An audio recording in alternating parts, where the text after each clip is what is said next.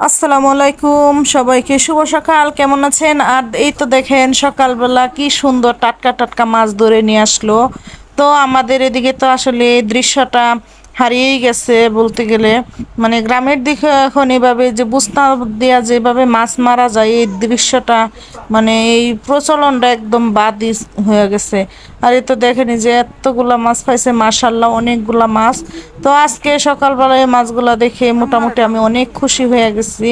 তো এরকম টাটকা টাটকা ফ্রেশ মাছ দেখলে কার না ভালো লাগে। আর এই যে দেখেন এই বুসনাগুলা দিয়া মাছ মারছে।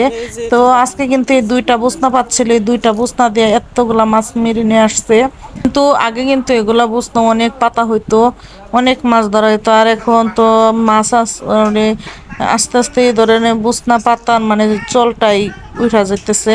তো আমার কেন জানি মনে হইলো এবারে বছর বুসরার বাবাকে বললাম যে এগুলা বুসনা কিনা তারপর পাতেন। আর বুসরার বাবা কিন্তু এগুলা বুসনা নিজে বানাইতে পারে, তো হুট করে বলার কারণে উনি বানাইতে পারে নাই। তো এই যে দেখেন এই দুইটা বুসনা দিয়ে আল্লাহর মধ্যে এতগুলা মাছ মেরা নিয়ে আসছে। তো এই তো এই যে দেখেন এখন মাছগুলা কুটে ভালো করে ধুয়ে নিতেছি। আসলে ছোট মাছ খেতে যতটা মজা, মানে কুটাকাটি ধোয়া বাছা কিন্তু খুবই কঠিন। তারপর আসলে একটু ভালো কিছু পেতে হলে তো একটু পরিশ্রম করতেই হবে। তো এই তো দেখেন এই যে কুটে এখন ভালো করে ঘষে ধুয়ে নিতেছি।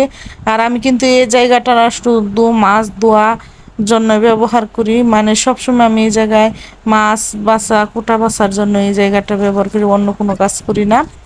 আর এই তো এই যে এখানে মাছগুলো দেখেন ভালো করে একদম পরিষ্কার ঘষে পরিষ্কার করে নিচ্ছি, এখন মাছগুলো রান্না করব। তো বুসরার বাবা কিন্তু এই মাছগুলো শুধু পেঁয়াজ দেয়া ভুনা করে দিলে খুব পছন্দ করে। তো যেহেতু উনি কষ্ট করে ধরে নিয়ে আসলো, সারা রাত্রে কিন্তু এই মাছগুলা গেছে দুইটা বস্তার ভিতরে, তাই ভাবলাম যে তার পছন্দ মতনই রান্না করে দিই। তো এই যে দেখেন রান্না করতেছি। আর রান্নাটা এত মজা হয়েছিল কি বলবো, আসলে ভাই বলার বাহিরে।